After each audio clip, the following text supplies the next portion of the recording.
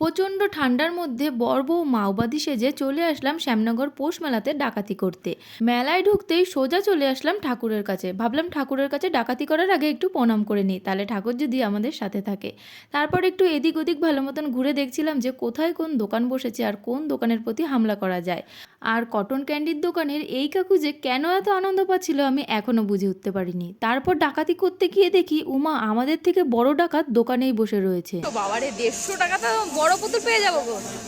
দেখেছো অবস্থা, এই চশমা পরা চাবির রিংটির দাম নাকি 100 টাকা আর পাশের চাবির রিংটার দাম 150 টাকা।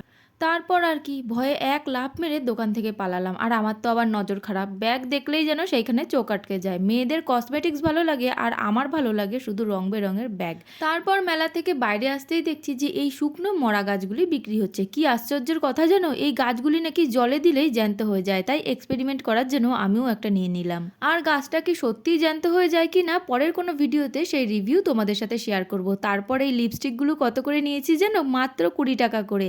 কি আশ্চর্য মেলা দেখো, এক দোকানে গলা কাটা দাম চেয়ে বসে থাকে আর আরেক দোকানে এমনই দাম চায়, সেটা শুনে অবাক হয়ে যায় যে জিনিসটা ভালো হবে তো এত কম দাম।